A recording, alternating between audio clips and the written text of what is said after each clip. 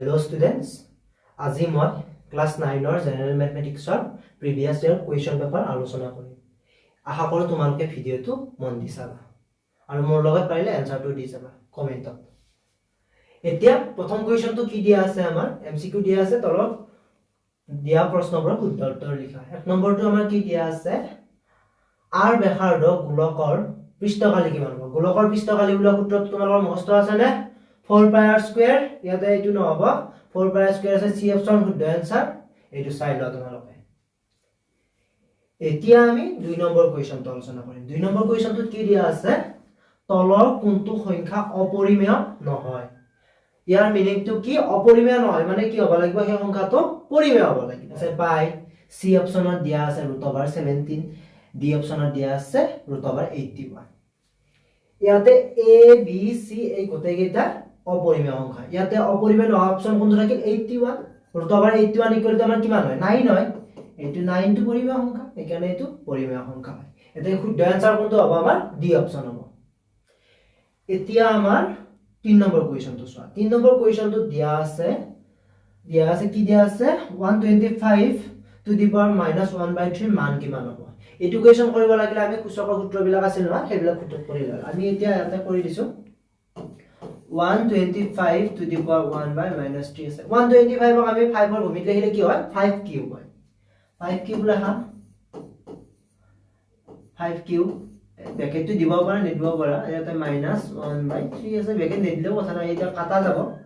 কাটা যায় কি হ'ব आंसर -5 to the power -1 মানে 5 ইনভার্স মানে ইয়াৰ आंसरটো হ'ব 1/5 1/5 বি অপচন আছে শুদ্ধ आंसर কোনটো হ'ব বি অপচন।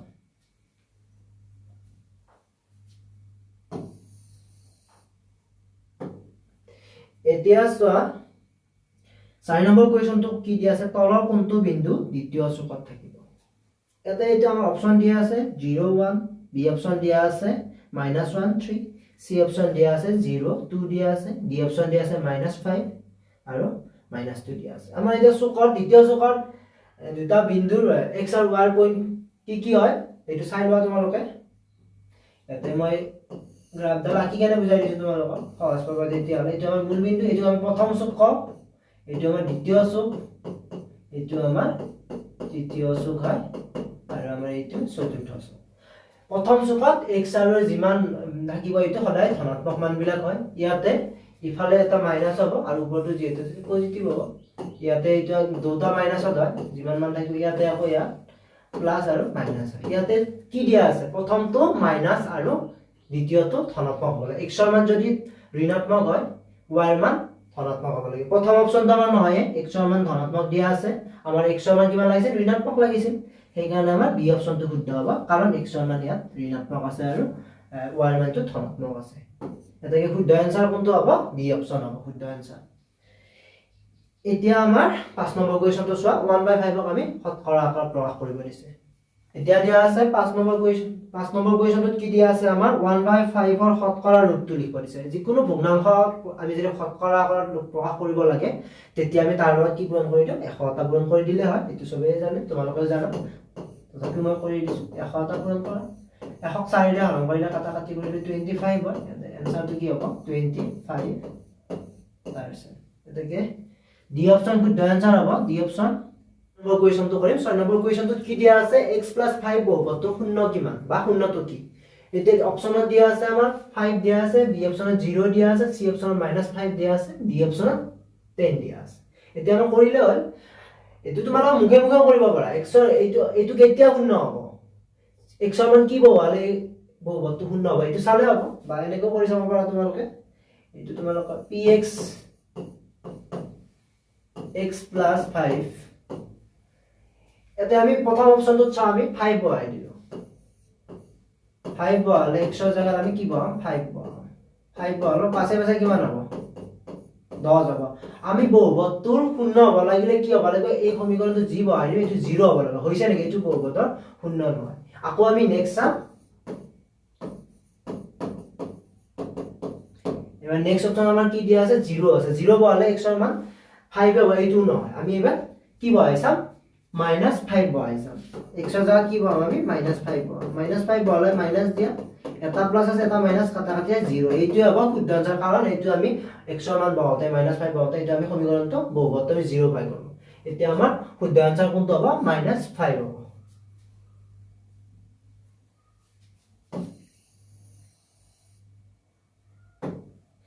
এতিয়া চোৱা 7 নম্বৰ কোৱেশ্চনটোত কি দিয়া আছে 5t - √7 বহুপদৰ মাত্ৰা কিমান হ'ব বহুপদৰ মাত্ৰা আমাৰ 5t - 7 আছিল √7 আছিল ইয়াৰ t মাত্ৰা কিমান আছে একো নাই মানে চলকবোৰ কি থাকে এটা 1 থাকে এটাকে মাত্ৰা কিমান হ'ব 1 হ'ব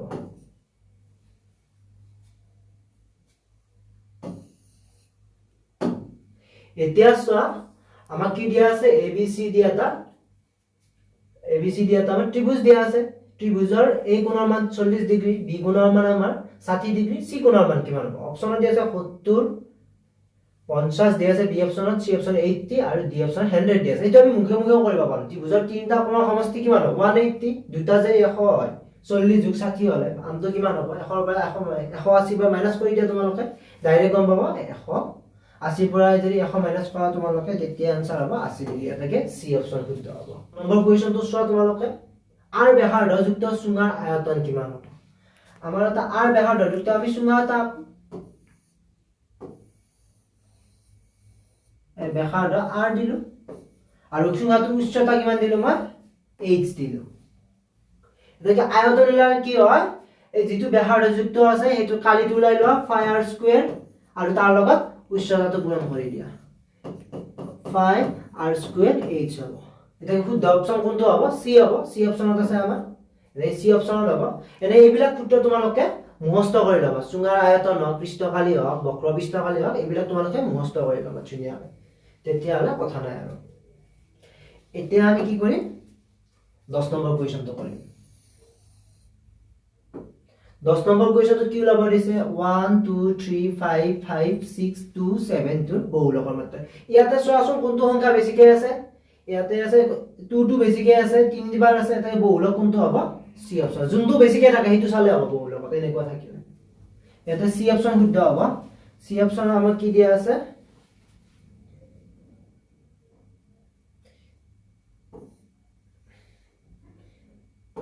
C option 2 আছে 2 to বেছিকৈ আছে আমাৰ 2 তে শুদ্ধ হ'ব এতেকে 9 নম্বৰটো চোৱা 9 হৈ যাব 11 নম্বৰটো চোৱা 11 নম্বৰটো কি দিয়া আছে 15 আৰু 20 ৰ শ্ৰেণী অন্তৰালৰ শ্ৰেণী দৈৰ্ঘ্য কিমান এইটো শ্ৰেণী দৈৰ্ঘ্যটো সুধিছে শ্ৰেণী দৈৰ্ঘ্য কিমান হয় আমাৰ ইয়াতে লিখা আছে এইটো 15 মাইনাস এইটো লিখা আছে আমাৰ শ্ৰেণী অন্তৰাল দিয়া আছে আমাৰ এইটো নিম্ন সীমা বুলি কয় এইটো উচ্চ সীমাৰ পৰা নিম্ন সীমা বিয়োগ কৰি দিলে আমি শ্ৰেণী দৈৰ্ঘ্য পাওঁ ইয়াৰ आंसर হ'ব 5 হ'ব শুদ্ধ উত্তৰ এই অপচন হ'ব এতিয়া আমি চাও 9 নম্বৰ কোৱেশ্চনটো চাও আমি 9 নম্বৰ কোৱেশ্চনটো আমাক দিয়া আছে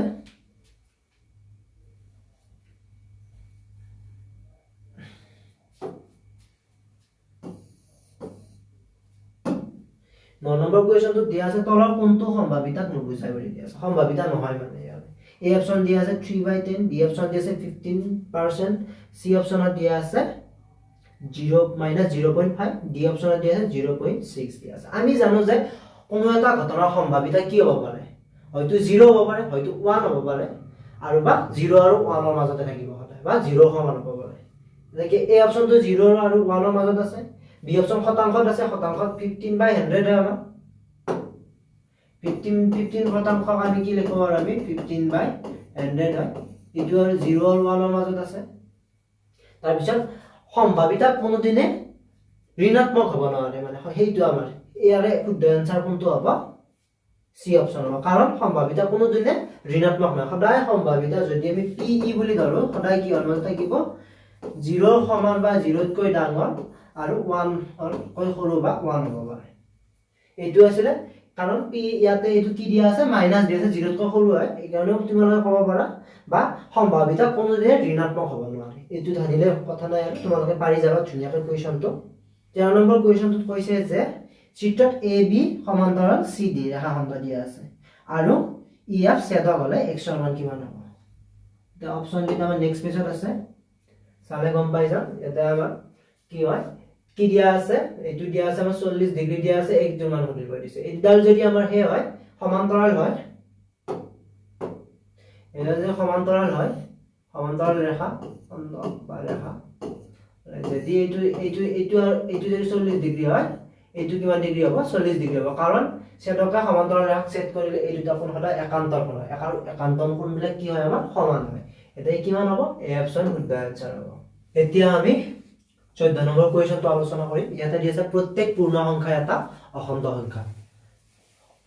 হয়নে বুলি সুধিছে আমাক কোৱেশ্চনটোত প্ৰত্যেক পূৰ্ণ সংখ্যা এটা অখণ্ড সংখ্যা হয়নে ইয়াতে দিয়া আছে এ অপচনত মিছা বি অপচনত দিয়া সঁচা সামটাইমস কেতিয়াবা হয় আৰু ডি অপচনত দিয়া আছে ওপৰে এটাও নহয় আমি জানো যে পূৰ্ণ সংখ্যা কাক বোলে পূৰ্ণ সংখ্যা কি হয় শূন্যৰ পৰা আৰম্ভ কৰি আটাইবোৰ স্বাভাৱিক সংখ্যাক আমি কি বুলি ক'ব পাৰো পূৰ্ণ সংখ্যা বুলি ক'ব পাৰো ধৰা হ'ল পূৰ্ণ সংখ্যা আমি w আৰ লিখো 0 1 2 3 4 এনেকে বহুত আছে ঠিক তেনেদৰে আমাৰ অখণ্ড সংখ্যা কাক বোলে শূন্যকে ধৰি ঋণাত্মক সংখ্যা ধনাত্মক সংখ্যা একেলগে কি বুলি ক'ব পাৰো আমি অখণ্ড সংখ্যা বুলি ক'ব পাৰো অখণ্ড সংখ্যা z ধৰা হ'ল মই মাইনাস পৰা লিখলো -2 -1 তাৰ পিছত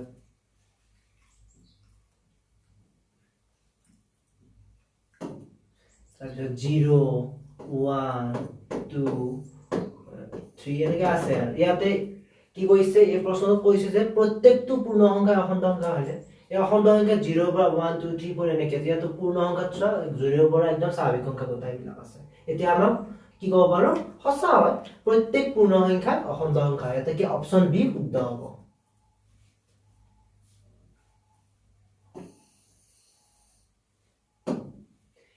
তাৰে পিছত কোৱেশ্চনটো 15 নম্বৰটো চোৱা তোমালোকে 15 নম্বৰটোত কি দিয়া আছে x + by + c = 0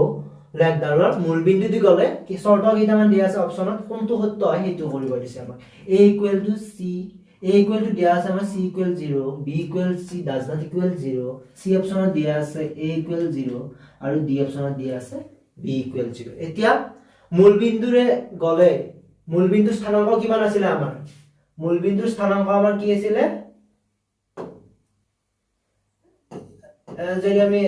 রাবা কিলো আমি এডাল x তারপর এডাল y অক্ষ এডাল y অক্ষ এডাল x অক্ষ এডাল x এই মূলবিন্দু স্থানাঙ্ক তো আমার কিমান আছে 0 0 আছে মানে x এর মান 0 হবে ইয়া y এর মান 0 হবে আমাক কি দিছে এই সমীকৰণটো মানে লেখডাল মূলবিন্দুৰে যাব কেতিয়া যাব মানে এই সমীকৰণটো আমাক কি দিয়া আছে লেখডালৰ সমীকৰণটো জি এটো দিয়া আছে এটা যদিহে মূলবিন্দুৰ মাজে যায় সেই মূলবিন্দুৰ স্থানাংকটো কি আছিল আমাৰ 0 0 আছিল x আৰু y মান 0 বহাই দিয়া a * 0 হ'ব প্লাস b y জায়গাটো 0 আৰু c = 0 ইখিনি 0 ৰ লগত যিকোনো হয় 0 হয় 0 + 0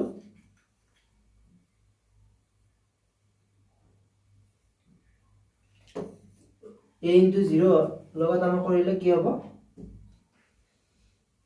0 হ'ব b লগতো 0 পূৰণ কৰিলে 0 হয় আৰু প্লাস c আছে এটা শৰ্তটো কি হ'ব আমাৰ c = 0 হ'ব তোমাৰ এইটোৱে নিৰ্ণয় শৰ্ত হ'ব কোনো এটা লেখ যদি মূলবিন্দুৰ মাজে যায় তেতিয়া কি হ'ব c = 0 হয় এইটো তোমালোকে মনত ৰাখিবা এইটো a অপচনটো শুদ্ধ হ'ব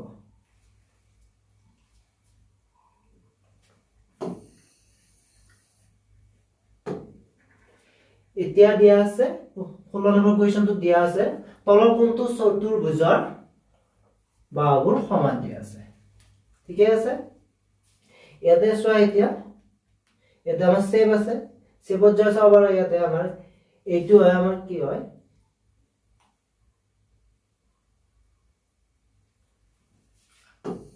এইটো আমাৰ ট্ৰেপেজিয়াম হয় তাৰ পিছত আমাৰ এতিয়া এইটো আমাৰ কি হয় ৰম্বাস হয়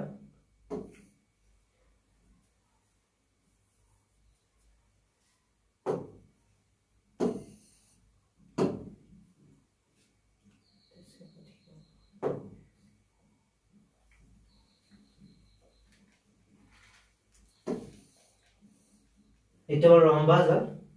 তাৰপিছত আমাৰ কি দিয়া আছে আয়ত দিয়া আছে আয়ত আমাৰ আছে ইয়াতে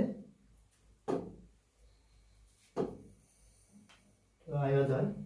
আৰু সামান্তৰিক দিয়া আছে এই আছে কি টানি লোৱা সামান্তৰিকৰ শেপটো আনি ললে হ'ল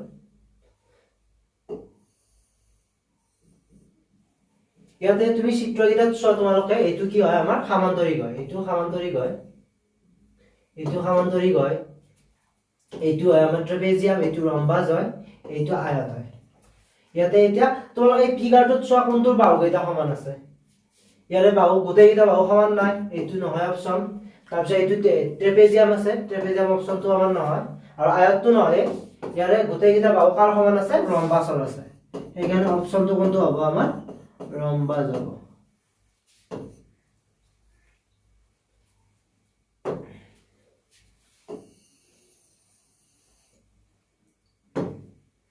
এতিয়া চোৱা 17 নম্বৰ কোৱেশ্চনটো চোৱা 17 নম্বৰ কোৱেশ্চনটো দিয়া আছে তোমালোকক এটা ফিগাৰ দিয়া আছে ফিগাৰটো ZOY বা YOZ ইকুৱেল টু 130 ডিগ্ৰী দিয়া আছে এইটো কোণৰ মান সুধিছে তোমালোকক XOZ আমি জানো যে সৰলৰেখা এটা বিন্দুত কিমান ডিগ্ৰী হয় 180 ডিগ্ৰী হয় এইটো সবে জানো তোমালোকে 180 ডিগ্ৰী হয় আৰু আমাৰ ফিগাৰটোত কি দিয়া আছে এনেকুৱা দিয়া আছে এইখিনি কিমান আমাৰ 130 ডিগ্ৰী হয় আৰু এইখিনি কিমান হ'ব আমাৰ এতিয়া এই গোটেইখিনি যে 180 হয় এইখিনি যে 180 এইখিনি 50 হ'ব মানে 180 ৰ পৰা তোমালোকে 130 টো বিয়োগ কৰি দিলে কিমান আহিব আমাৰ 50 ডিগ্ৰী আহিব এনসাৰ আমাৰ শুদ্ধ হ'ব 50 ডিগ্ৰী অপচন সি অপচন শুদ্ধ হ'ব এনেকৈ তোমালোকে আশা কৰিছো ভিডিও কিটা চাবা আৰু নিজে নিজে প্ৰেক্টিস কৰিবা তেতিয়া হলে তোমালোকৰ লাভ হ'ব আৰু এনেকৈ আঙ্গুলৰ কথাখিনি চাই লবা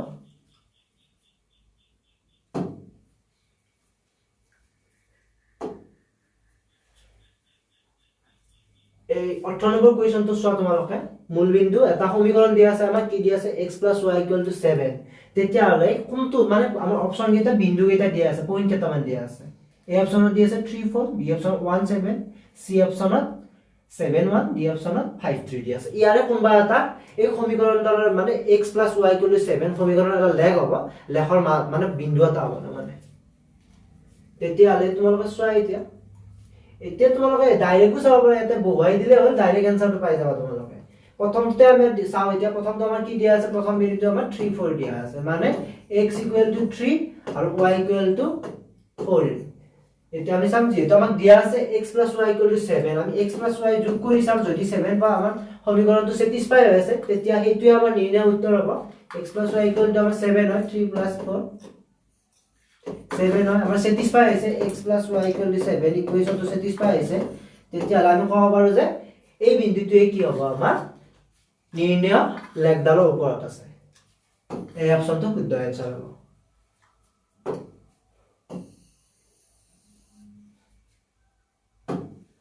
এতিয়া চোৱা তোমালোকৰ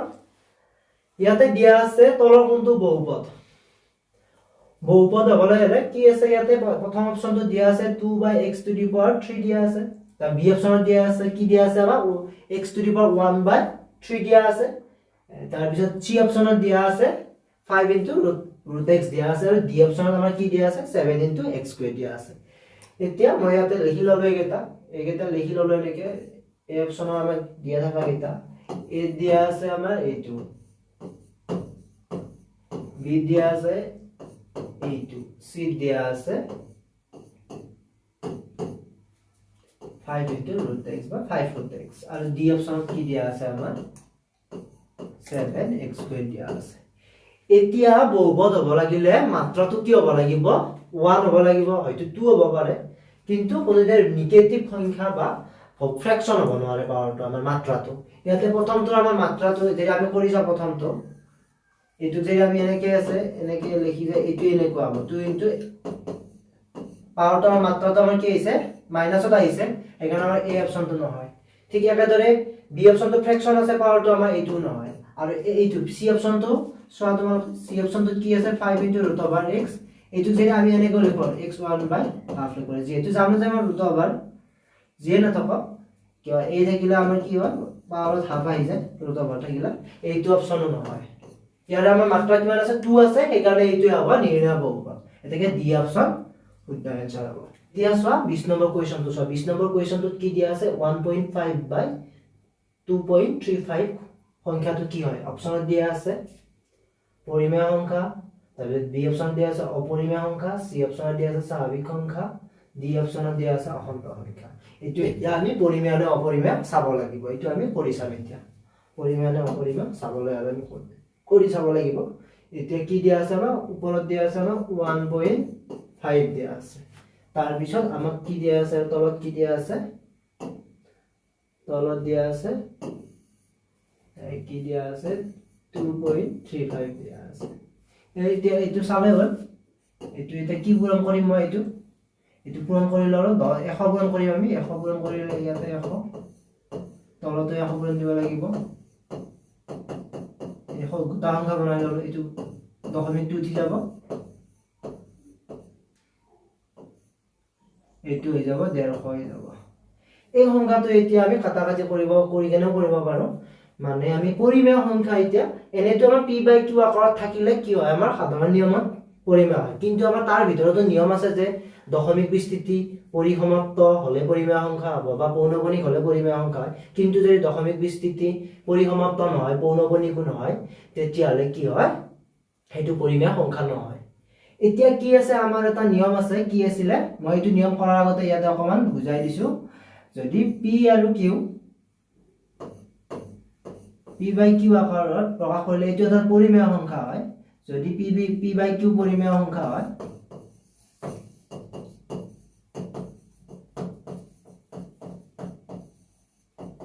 সংখ্যা q